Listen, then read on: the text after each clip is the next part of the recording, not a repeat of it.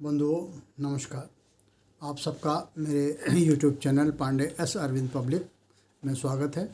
आज आपके समक्ष मैं एक ऐसे विषय पर वार्ता लेकर उपस्थित हुआ हूं जो सामान्यतः हम आपके सभी के मन में यह जिज्ञासा उठती रहती है कि भूमि जो कि खासकर शहरी क्षेत्रों में है और जिस पर निवास हेतु भवन बनाए गए हैं उनकी प्रकृति क्या है, और इसके साथ साथ थोड़ा बृहत्तर संदर्भ में मैं इस चर्चा को शुरू करूंगा कि वस्तुतः भारतवर्ष में जितनी भी भूमि उपलब्ध हैं वह कितने प्रकार की हैं।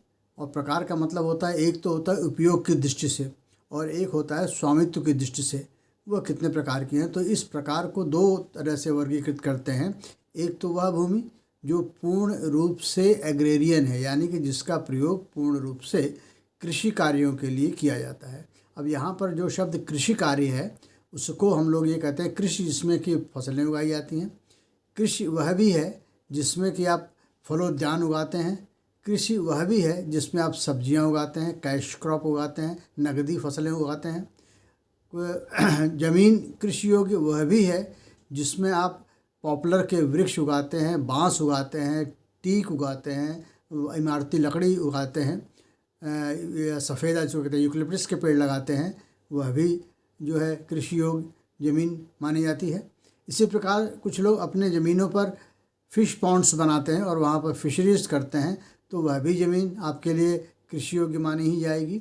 या कुछ लोग मुर्गी पालन करते हैं, शूकर पालन करते हैं, डेयरी व्यवसाय करते हैं जिस भूमि पर, तो वह भी इस संदर्भ में कृषि और कृषि से संबंधित कार्यों में प्रयोग की जाने वाली ज़मीन ही मानी जाती है। तो उन सब को मिला करके समेकित रूप से एक हेडिंग में हम कृषि कार्यों अथवा कृषि से संबंधित कार्यों में प्रयोग की जाने वाली ज़मीन कहते हैं। तो एक वर्गीकरण तो ये हुआ। दूसरी वर्गीकरण ये हुआ कि वह ज़मीनें जो कि जैसा कि मैंने कृषि कार्यों के लिए अभी बताया, उसके अलावा वह रिहाइश के लिए, निवास के लिए उपयोग की जाती हैं, वह वाणिज्य या व्यवसाय के लिए उपयोग की जाती हैं, वह उद्योग के लिए की जाती हैं या किसी उद्योग धंधे के लिए या विनिर्माण इकाई को लगाए जाने के लिए प्रयोग की जाती है। उसको हम कहते हैं औद्योगिक उपयोग के लिए की जाती हैं, जिनका प्रयोग जिसमें असेंबली हो सकता है, प्रोडक्शन हो सकता है, ये सब चीज़ें हो सकती हैं। तो दो वर्गीकरण मुख्य हो गए। एक ज़मीन है वो जिनका कि पूर्ण रूप से या मुख्य रूप से उपयोग होता है कृषि कार्यों के लिए और कृषि के आनुषंगिक कार्यों के लिए, जैसा मैंने वर्गीकृत किया। और दूसरा वह जो कि रिहाइश के लिए प्रयोग होती हैं, गोदाम के लिए प्रयोग होंगी, जिनका प्रयोग हम औद्योगिकरण के लिए करेंगे या फिर किसी व्यावसायिक या व्यापारिक कार्य के लिए करेंगे। तो यह तो दो हो गया उपयोग के आधार पर भूमि का वर्गीकरण। अब दूसरा प्रश्न उठता है दिमाग में कि ठीक है साहब, भूमि तो हो गई, तो भूमि होने पर फिर कृषि योग्य भूमि में का स्वामी कौन है?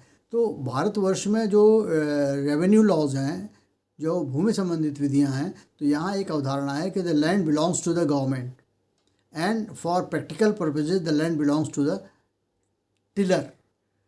तो कहने का अर्थ हो गया, भूमि पर स्वामित्व होता है सरकार का और उपयोग की दृष्टि से भूमि उसकी है जो भूमि पर कृषि उत्पाद करता है या जुताई बुआई करता है, उपयोग करता है, भूमि उसकी होती है। अब यहाँ पर एक बड़ा बारीक सा अंतर है, land belongs to the government. अब आप कहेंगे कि लैंड क्यों बिलोंग करती है गवर्नमेंट? हम तो कहते हैं भूमि मेरी है। तो साहब यदि भूमि आपकी है तो आप रेवेन्यू क्यों गवर्नमेंट को देते हैं? वह जो माल गुजारी हम लोग यहाँ हिंदी भाषा भाषी क्षेत्र में कहते हैं revenue, why revenue is paid to the government? Revenue is nothing but a rent for the land used by the person who is having possession of that agricultural land to produce agriculture or to produce crops or to use land for agriculture purposes। तो यहाँ पर होता है, इसको हम लोग कहते हैं रेवेन्यू। और रेवेन्यू कलेक्ट करने के लिए स्थानीय स्तर पर, जिला स्तर पर होता है डिस्ट्रिक्ट कलेक्टर। तो कलेक्टर मतलब जो राजस्व को एकत्र करता है, और उसके अंदर में फिर आते हैं लेखपाल, आते हैं तहसीलदार, आते हैं कानूनगो, आते हैं। तो ये सब छोटे छोटे अधिकारी हैं जो कि राजस्व की वसूली करते हैं और वो राजस्व जाता है राज्य के खाते में। तो प्रत्येक वह भूमि जो कृषक कार्य के उपयोग में की जा रही है, उसका उपयोगकर्ता अथवा कब्जा धारक तो किसान है या उपयोग करता है, परंतु स्वामित्व निहित होता है सरकार में। और सरकार आपके द्वारा, यानी जिसके कब्जे में वो भूमि है, जिसके उपयोग में वो भूमि है, उसको उपयोग करने के एवज में उससे कुछ मालगुजारी या किराया लेता है, जिसको हम लोग रेवेन्यू कहते हैं, राजस्व कहते हैं, वो जमा करना पड़ता है। तो एक चीज़ ये हो गई। तो रेवेन्यू, जो एग्रीकल्चरल लैंड है उसका तो रेवेन्यू वहाँ जाता है। अब रह गई दूसरे तरह की ज़मीनें। जो दूसरी तरह की ज़मीनें जो कि तालुके में हैं या शहरी इलाकों में हैं या जो अर्बनाइज्ड जहाँ पर की रिहाइश ज़्यादा है वहाँ पर हैं, तो वे ज़मीनें जो कि कृषि के योग्य नहीं होती हैं, कि या कृषि में उपयोग योग्य नहीं कहूँगा, जो कृषि के उपयोग में नहीं होती हैं, या पहले वो कृषि के उपयोग में रहती हैं परंतु लैंड यूज़ कन्वर्जन, LUC कहते हैं उसको, लैंड यूज़ कन्वर्जन का प्रार्थना पत्र दिए जाने के पश्चात सक्षम अधिकारी के द्वारा उस भूमि को, जो पहले एक वर्ग में है यानी कि कृषि योग्य भूमि है, उसको कृषि योग्य भूमि से निकाल करके आप उसको उपयोग परिवर्तन कर देते हैं, लैंड यूज कन्वर्जन कर देते हैं, और फिर वो हो जाती है किस लिए, वह रिहायशी के लिए रेजिडेंशियल हो जाएगी, वह हो जाएगी इंडस्ट्रियल पर्पज़ के लिए, वह हो जाएगी आपकी मैन्युफैक्चरिंग पर्पज़ के लिए, वह हो जाएगी आपकी कमर्शियल पर्पज़ के लिए। तो जब तक लैंड यूज़ कन्वर्जन नहीं होगा तब तक आप कृषि योग्य भूमि को गैर कृषि कार्यों के लिए उपयोग नहीं कर सकते। तो अब यहाँ पर एक अवधारणा आती है कि जब समाज विकसित नहीं था और कृषि के अलावा और कोई कार्य नहीं हुआ करते थे, तो ऐसी स्थिति में सभी ज़मीनें कृषि योग्य ज़मीनें थीं, लेकिन उसमें से कुछ हिस्सा जो गांव में होता था उसको जो स्थानीय राजस्व अधिकारी थे वह कुछ हिस्से को आबादी घोषित कर देते थे। आबादी घोषित करने का मतलब यह है तो वो ग्रामीण क्षेत्र में, लेकिन उस हिस्से में खेती नहीं होती, वहाँ पर रिहाइश के रहने के रेजिडेंशियल हाउसेस बने हुए हैं। नंबर 2 होती थी आबादी के साथ साथ फिर सार्वजनिक उपयोग की ज़मीन। तो सार्वजनिक उपयोग की ज़मीन के लिए जो होता था रास्ते, आवागमन के मार्ग, फिर खलिहान जहाँ पर कि फसल कट के आती थी और जिस पर वहाँ पर वो फसलों में से दाने निकाले जाते थे, तो उसको खलिहान कहते थे। दवाई कहते हैं उसको, हार्वेस्टिंग ऑफ द क्रॉप, तो वो होता था, उसको हम लोग कहते थे कि ये खलिहान है। तो ये खलिहान में सार्वजनिक उपयोग की होती थी वो सरकार की ज़मीन, लेकिन वो उपयोग के लिए, सार्वजनिक उपयोग के लिए जनता को दी जाती है, उस गाँव के वालों को। फिर तीसरा होता था तालाब। तालाब में क्या होता था कि वहाँ पानी एकत्र होता था, तो किसी की संपत्ति नहीं होती थी, वो सार्वजनिक संपत्ति होती थी। तो इसी तरह से पूरे गांव की संपत्ति, जो भू संपत्ति है, उसको हम वर्गीकृत कर देते हैं कृषि में उपयोग की जाने वाली वस्तु। फिर दूसरा हो गई आबादी, तीसरी हो गई सार्वजनिक उपयोग में छोड़ दिए जाने वाली वस्तु। तो उसमें क्या होता है, उसमें विद्यालय बनाए जा सकते हैं, उसमें खेल के मैदान बनाए जा सकते हैं, उसमें खलिहान बनाया जा सकता है, उसमें मेला या साप्ताहिक पैठ लगाने के लिए वो जगह हो सकती है, कब्रिस्तान हो सकता है, श्मशान घाट हो सकता है। इस तरह की चीज़ों के लिए जगह छोड़ दी जाती होती वो सरकार की ज़मीन है, लेकिन किसी व्यक्ति विशेष की नहीं होती। उपयोग के लिए, सार्वजनिक उपयोग के लिए वह रेवेन्यू रिकॉर्ड में एरमार्क कर दी जाती है, ये सार्वजनिक उपयोग के लिए, उस पर स्वामित्व किसी का नहीं, स्वामित्व सरकार का, उपयोग सभी उन ग्रामवासियों के लिए वो उपलब्ध रहती है। तो एक चीज़ ये हो गई। अब मान लीजिए उसी गांव का कोई व्यक्ति, उसका परिवार के लोगों में वृद्धि होती है, तो वह अपने ही कृषि भूमि में किसी निवास के लिए भवन बनाना चाहता है, तो वहाँ वह सक्षम अधिकारी, ग्राम प्रधान या पंचायत अध्यक्ष, उनके पास जा कर के वहाँ से वो आवेदन देगा कि साहब मेरी इस कृषि योग्य भूमि में इतना हिस्सा मेरे लिए आबादी में कन्वर्ट कर दिए, क्योंकि मैं इसमें मकान बना करके रहने का काम करूँगा। तो वह ज़मीन निकल जाती है, कृषि योग्य भूमि के बाहर हो जाती है और वो निवास के लिए हो जाती है। तो इसको कहते हैं लैंड यूज कन्वर्जन के लिए आवेदन दिए जाने पर उसका निस्तार हो जाता है और उसकी प्रकृति चेंज हो जाती है। अब हम आते हैं जहाँ पर कि शहरीकरण हो गया, औद्योगिकरण हो गया, तो वहाँ पर हम ज़मीन को बदल देते हैं शुरू से और फिर कहते हैं कि ये रिहाइश के लिए। अब आती है यहाँ पर ये औद्योगिकरण के लिए, यह व्यवसाय के लिए है, इत्यादि इत्यादि। अब आती है बात कि क्या ये जो ज़मीनें हैं वह कितने प्रकार की हैं। यहाँ पर भी प्रकार है, तो यहाँ मोटा मोटी 3 तरह की ज़मीनें हैं। तो शुरुआत में तो हम इसको 2 ही करेंगे, लेकिन बाद में 3 हो जाएगी। तो पहली बात तो वो ज़मीन जिस पर किसी भी व्यक्ति का एकाधिकार है, जिसको हम लोग कहते हैं फ्री होल्ड लैंड, यानी कि उस पर उस व्यक्ति विशेष का पूर्ण दायित्व है, उसमें सरकार का कुछ लेना लादना नहीं है, तो पूर्ण दायित्व है। हाँ, यदि वह म्यूनिसिपल लिमिट में है तो उस पर म्यूनिसिपैलिटी अपना, नगर महापालिका, नगर पालिका, टाउन एरिया कमेटी, इत्यादि इत्यादि जैसी लोकल बॉडीज़ हैं वो उस पर कुछ कर लगाती हैं, वार्षिक कर लगाती हैं और उस कर का भुगतान आपको करना पड़ता है। तो एक वो हो गई, तो ये हो गई आपके फ्री होल्ड। तो फ्री होल्ड ज़मीन का मतलब ये होता है कि आप अपनी भू संपत्ति का उपयोग और व्ययन हिंदी में कहते हैं, you are authorise to use and dispose of your free hold property as and when and to whom you are willing to dispose of unless it is specially prohibited or is not contrary to the provisions of any law। तो ये चीज़ हो गई। अब कहने का मतलब हुआ आप अपने ज़मीन को, यदि कोई कानून आपको नहीं रोकता या किसी व्यक्ति को बेचने से आपको नहीं रोकता, तो ऐसी स्थिति में आप क्या कर सकते हैं, उसको आप बेच सकते हैं। You can sell it out, आप उसको विनिमय कर सकते हैं। You can exchange it, you can lease it, आप उसे पट्टे पे दे सकते हैं, आप उसे बंधक रख सकते हैं, आप उस पर कोई भवन बना सकते हैं, आप उसको किराए पर दे सकते हैं, आप उसको फ्रेगमेंटाइज कर सकते हैं, माने बड़ी ज़मीन है छोटे हिस्सों में करके आप बेच सकते हैं, इत्यादि इत्यादि। माने किसी भी in whatever manner you are willing to dispose of और deal with that property which is freehold in your name, you can do that. ये सीधी सी बात है। एक बात हो गई, एक वर्गीकरण हो गया, माना ये हो गया आपका कि ये हो गई फ्री होल्ड प्रॉपर्टी। अब सेकेंड प्रॉपर्टी आती है, सेकेंड काइंड ऑफ प्रॉपर्टी आती है जिसको हम लोग कहते हैं लीज प्रॉपर्टी, पट्टे की भूमि। अब लीज प्रॉपर्टी से पहले एक शब्द यूज होता है, कभी कभी होता है यूज, तो जब आता है तो लोग उसमें भ्रमित हो जाते हैं ये क्या हो गया। तो वहाँ हम लोग कहते हैं दिस लैंड इज़ ए नजूल लैंड, NAZOOL, नजूल लैंड।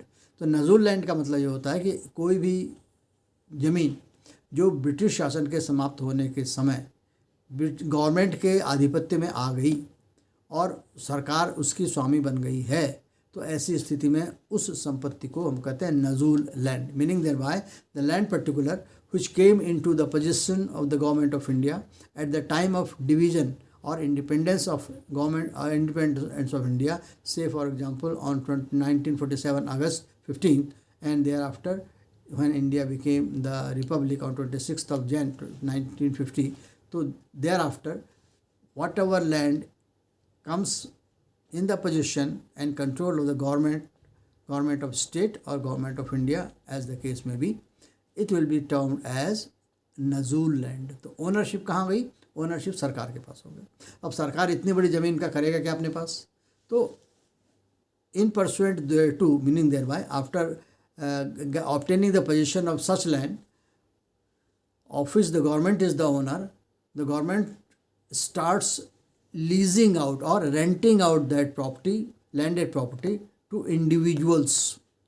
तो इसमें क्या हो गया, ownership remains with the government and you right to use that property and possess that property is handed over to some person in the form of a lease।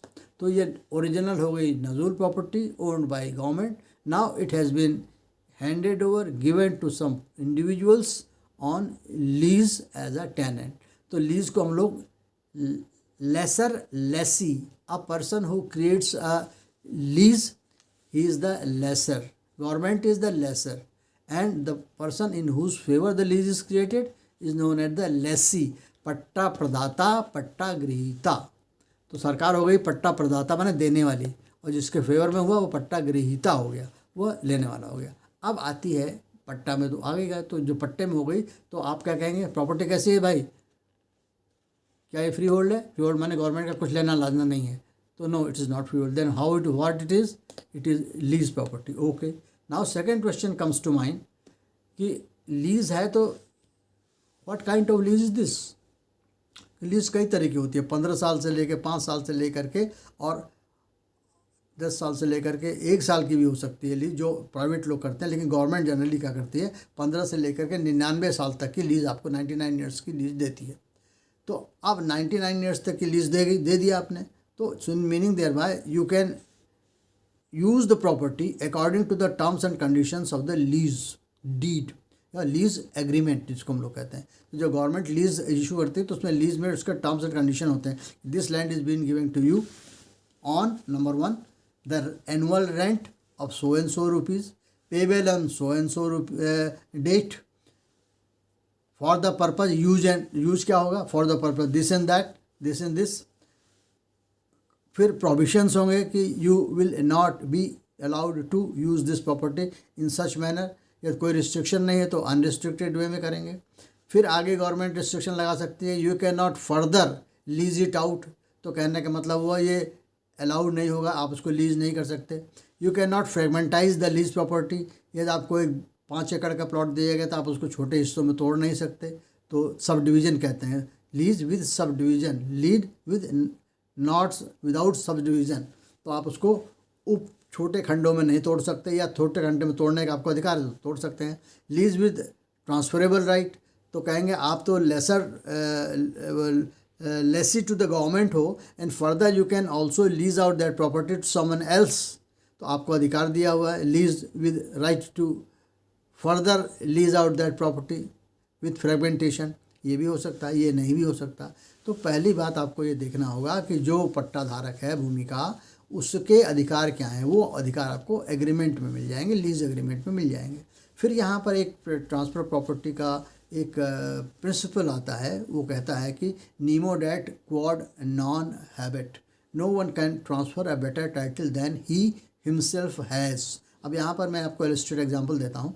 यदि किसी व्यक्ति को कोई भूमि पट्टे पर मिली है और उस पट्टे में कुछ शर्तें दी गई हैं, यथा आप पट्टे की भूमि का प्रयोग स्वयं अपने लिए करेंगे, आप फिर किसी व्यक्ति के पक्ष में आगे उस भूमि का या उस भूमि के किसी भाग का पट्टा नहीं करेंगे, तो ये रिस्ट्रिक्शन हो गया। लेकिन आपने इस रिस्ट्रिक्शन को ओवरलुक करके यदि लीज किसी अन्य आदमी के पक्ष में क्रिएट कर दी, तो उस आदमी को कोई भी हित उस लीज प्रॉपर्टी में जनरेट नहीं होगा, क्योंकि मैक्सिम कहता है no one can transfer a better title than he himself has, nemo dat quod non habet. आपको क्या अधिकार है? आपको अधिकार है सोल, अकेले use and enjoy that property, but not to transfer that property in the form of a further lease in favour of some other person, and the moment you created such type of a lease you have transgressed your permitted right limit of the right, therefore it will be invalid and void एब initio.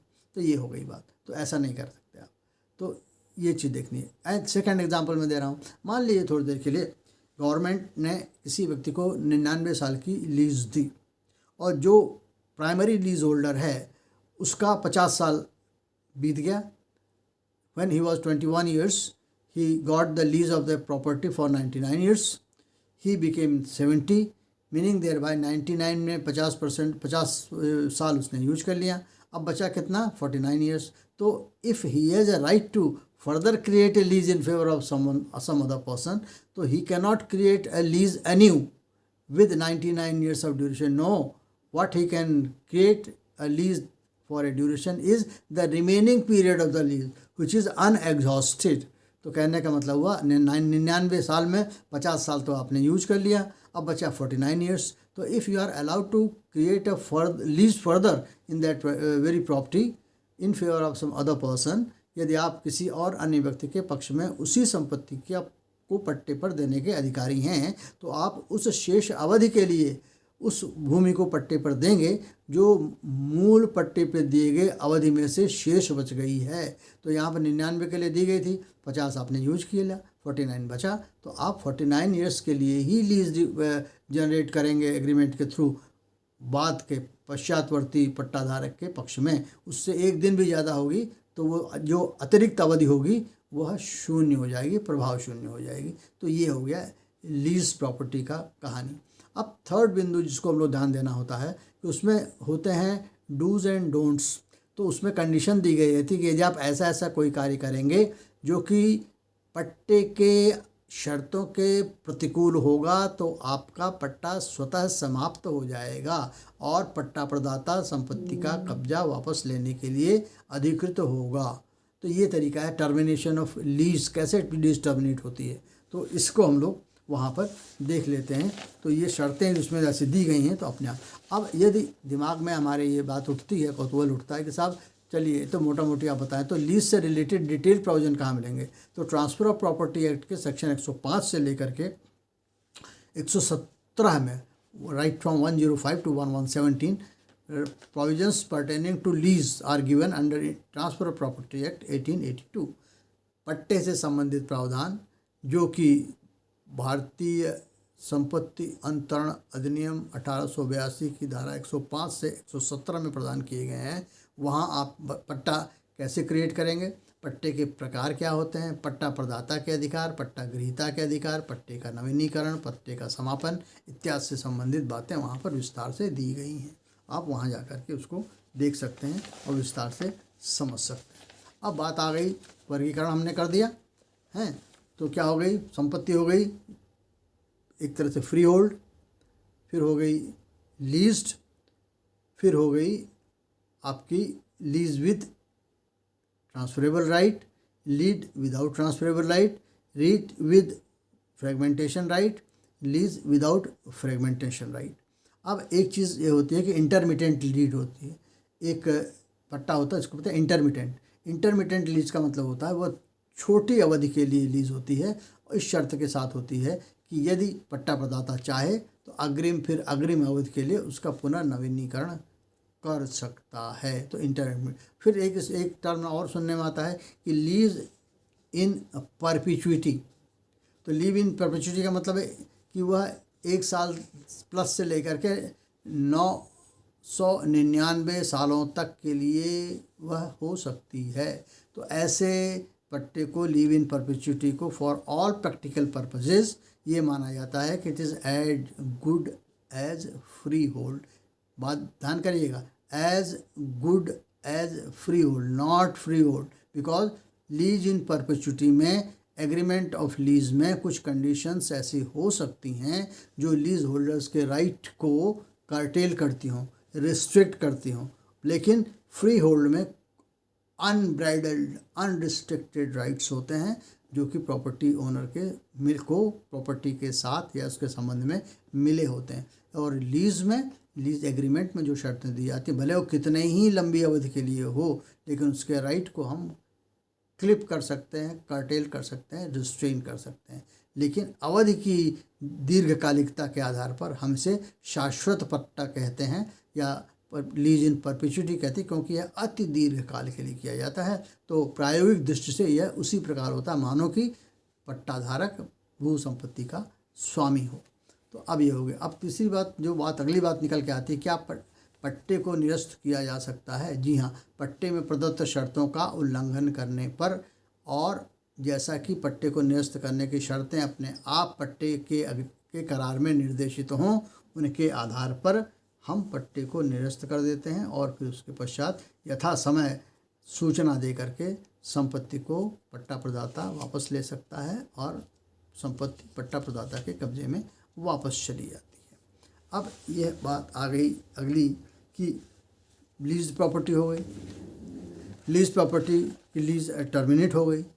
अब यहाँ पर एक तीसरी बात आती है कि whether a lease property can be converted into free hold property.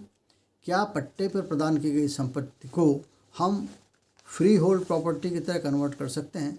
तो यहाँ पर ध्यान देने योग्य बात है कि समय समय पर राज्य सरकारें इस संदर्भ में शासनादेश लाती हैं कि प्रदत्त शर्तों के हिसाब से कुछ राजस्व शुल्क जमा कराने के पश्चात और पट्टे की शुचिता और सत्यता का प्रमाणन करने के उपरांत पट्टाधारक को यह अधिकार प्रदान करता है कि वह राजस्व शुल्क जमा करने के पश्चात पट्टे पर प्राप्त की गई संपत्ति को फ्री होल्ड प्रॉपर्टी में परिवर्तित करा ले। जब शासनादेश में वर्णित शर्तों के अनुरूप कार्य और शर्तें पूर्ण कर दी जाती हैं तो पट्टे पर प्रदान की गई संपत्ति का पट्टाधारक उस संपत्ति का पूर्ण स्वामी हो जाता है और वह संपत्ति फ्री होल्ड प्रॉपर्टी में कन्वर्ट हो जाती है। लेकिन कोई भी पट्टा प्रदाता as a matter of right government को यह प्रेशराइज या क्लेम नहीं कर सकता कि I am lease holder of the property and the government is duty bound to get it converted into a freehold property. No, you cannot say. It is a matter of policy of the government. If government thinks proper, यह एक प्रशासकीय यह नीति संबंधी विषय है और यदि राज्य यह जानता है, राज्य सरकार यह सोचती है कि ऐसी संपत्तियां जो कि पट्टे पर दीर्घकाल से प्रदान की गई हैं उन्हें हम फ्री होल्ड प्रॉपर्टी में कन्वर्ट कर दें, तभी वह संपत्ति फ्री होल्ड में कन्वर्ट होगी। अधिकार के रूप में यह मांग नहीं की जा सकती। अब यहाँ पर एक बात और भी साफ करने वाली है, जो मैं इसको करना ठीक समझूंगा, वो ये है कि जो एग्रीकल्चर लैंड होती हैं, एग्रीकल्चर, अब तो ये तो हो गई, अब होती है एग्रीकल्चर लैंड। तो एग्रीकल्चर लैंड और ये जो नॉन एग्रीकल्चर लैंड है, इसमें बेसिक डिफरेंस क्या है? तो बेसिक डिफरेंस तो जो नाम से पता लग रहा है। पहला बात तो एग्रीकल्चर लैंड जो है वो एग्रीकल्चर पर्पजेज या उसके अलाइड पर्पजेज के लिए यूज की जाती हैं, और नॉन एग्रीकल्चर लैंड जो है वो रेजिडेंस के लिए यूज की जाती हैं, बिजनेस के लिए यूज की जाती है, इंडस्ट्रियल पर्पजेज के लिए यूज की जाती हैं, या इन सबसे रिलेटेड गोडाउन एट्सेट्रा के लिए यूज की जाती हैं, इनके लिए यूज की जाती हैं। लेकिन इसका एक रेवेन्यू या टैक्स पर्पज भी है। Any income coming out of agriculture land is non taxable under income tax act, ये साफ साफ बताया, वहाँ पर एग्जम्पशन है। लेकिन so far as the income arising out of the property used as a residential property और कमर्शियल प्रॉपर्टी और इंडस्ट्रियल प्रॉपर्टी, वहाँ पर टैक्स लगता है। और वहाँ कहा जाता है कि income from house property, income from property used for business और इंडस्ट्री एट्सेट्रा, तो उसके लिए वहाँ अलग से प्रावधान है, तो वो टैक्सेबल है। एग्रीकल्चर पर्पज में यूज की जाने वाली प्रॉपर्टी जो है वो नॉन टैक्सेबल है, उससे benefits arising out of those property which are being used for agriculture purpose they are not taxable, और दूसरे वर्ग में ये टैक्सेबल हो जाती हैं। अब यहाँ पर बात आती है, हम फिर लौट के आते हैं एग्रीकल्चर लैंड पर या लैंड एज सच पर। कोई भी लैंड, चाहे वो एग्रीकल्चर लैंड है अथवा नॉन एग्रीकल्चर लैंड है, यदि वो SC ST को बिलोंग करती है, तो सामान्यतः यह हर जगह देखा गया है कि SC ST is not allowed to sell out his property to any person who is not an member of SC ST community. It is only allowed when the permission therefore is granted by the district collector of the area particular. यदि किसी अनुसूचित जाति अथवा अनुसूचित जनजाति के व्यक्ति की कोई भूमि, भवन इत्यादि है और वह उसे बिक्री करना चाहता है, तो कोई भी गैर अनुसूचित जाति या अनुसूचित जनजाति का व्यक्ति उस संपत्ति को तब तक क्रय नहीं कर सकता जब तक कि जिलाधिकारी जो या कलेक्टर है उसकी पूर्वानुमति न प्राप्त कर ली गई हो। ये एक प्रायिक शर्त है, जिसको कहते हैं प्रायर कंडीशन है। तो एक चीज़ ये ध्यान देनी है। दूसरी चीज़ बात आती है कि जब भारतवर्ष में हम लोग इंडिपेंडेंट हुए तो जमींदारी वॉज अबॉलिश्ड, और जमींदारी अबॉलिश होने के पश्चात हम उत्तर प्रदेश का एक उदाहरण लेते हैं, क्योंकि मैं उत्तर प्रदेश से आता हूँ और मैंने उत्तर प्रदेश राजस्व विधि पर काम भी किया है। तो ऐसी स्थिति में 1950 में जमींदारी अबॉलिश हुई थी। उसके बाद UP zamindari abolition and land reform act करके बनाया गया, और उसको बनाने का श्रेय जाता है पंडित गोविंद बल्लभ पंत जी को, जो कि पहले चीफ मिनिस्टर थे उत्तर प्रदेश के। तो उसके पश्चात उन्होंने पूरे कृषि योग्य भूमि को जो उन्होंने जमींदारों से निकाली वो दे दी ग्रामीण कृषकों को, और उन्होंने इनको कहा कि दे आर द टेनेंट्स। तो जितने भी भूमि धारक थे उनको टेनेंट्स कहा गया, और टेनेंट्स को उन्होंने कहा यहाँ पर 3 तरह के होंगे मुख्य रूप से। एक तो भूमिधर विद ट्रांसफरेबल राइट, दूसरा भूमिधर विद नॉन ट्रांसफरेबल राइट, फिर उनके जो सब टेनेंट्स हैं उनको असामी कहा गया। उसके बाद चौथा वर्ग आया आदिवासी। तो ये 4 वर्ग शुरू में उन्होंने 1950 के एक्ट में लैंड होल्डर्स को डिवाइड किया। बाद में चौथा वर्ग जो आदिवासी है वो असामी बन गया, और फिर रह गए BTR, BNTR और असामी, भूमिधर विद ट्रांसफरेबल राइट, भूमिधर with non transferable right and असामी। और उसके पश्चात 2016 में पुराने UPZALR 1950 को रिप्लेस करते हुए बना दिया गया UP रेवेन्यू कोड 2016, जो लगभग 3 साल बाद लागू हुआ, और उस पर मेरी अपनी कमेंट्री है, मैंने उस पर किताब लिखी हुई है। तो उसमें फिर लगभग 2 वर्गीकरण में, मोटे मोटे वर्गीकरण में बांट दिया गया है, और वह हो गया BTR and BNTR, transferable right भूमिधर और भूमिधर विद नॉन ट्रांसफरेबल राइट। तो ये आपका भूमियों के वर्गीकरण के बारे में बात बनी। तो सबसे पहले इतनी चर्चा के उपरांत मेरे यह समझ आ रहा है कि मैं इस बिंदु पर आप लोगों को स्पष्ट करने में मेरा प्रयास सफल होता प्रतीत हो रहा है कि मैंने आपको भूमि के वर्गीकरण जो हैं वो बता दिए, फ्री होल्ड और लीज लैंड का अंतर बता दिया, कृषि योग्य भूमि और गैर कृषि योग्य भूमि की बात बता दी, और कृषि योग्य भूमि में जो धारक होता है वह स्वामी नहीं होता, वह टेनेंट होता है, वो किराएदार होता है, कब्जा धारक होता है। और ओनरशिप जो होती है वो गवर्नमेंट के पास होती है। ये सामान्य अवधारणा और नियम है। इस सामान्य अवधारणा और समझ के साथ मैं सोचता हूँ भविष्य में आपके मन में जो विषय भी प्रश्न और कौतूहल उठते हैं उनका शमन हो जाना चाहिए।